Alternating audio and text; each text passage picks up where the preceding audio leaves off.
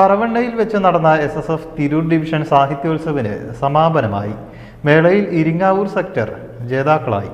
സമാപന സംഗമം കേരള മുസ്ലിം ജമാഅത്ത് മലപ്പുറം വെസ്റ്റ് ജില്ലാ സെക്രട്ടറി അബ്ദു സമദ് മുട്ടന്നൂർ ഉദ്ഘാടനം ചെയ്തു. SSF മലപ്പുറം വെസ്റ്റ് ജില്ലാ അധ്യക്ഷൻ ജാഫർ ഷാമിൽ ഇർഫാനി അനുമോദന പ്രഭാഷണം നടത്തി. സാഹിത്യോത്സവത്തിൽ 10 സെക്ടറുകളിൽ നിന്നും 600 വിദ്യാർത്ഥികൾ പങ്കെടുത്തു. ഇരിങ്ങാവൂർ, ചെറിയമുണ്ടം, തൃപ്രങ്ങോട് സെക്ടറുകൾ യഥാക്രമം 1, 2, 3 സ്ഥാനങ്ങൾ നേടി. മുബഷീർ അദനി കലാപ്രതിഭയായും മുഹമ്മദ് സാബിത്ത് സർഗപ്രതിഭയായും തെരഞ്ഞെടുക്കപ്പെട്ടു.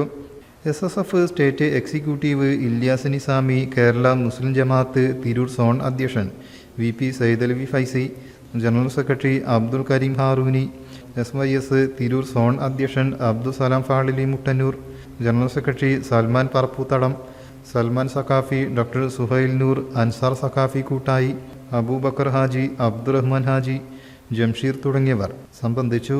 News bureau, Tirur.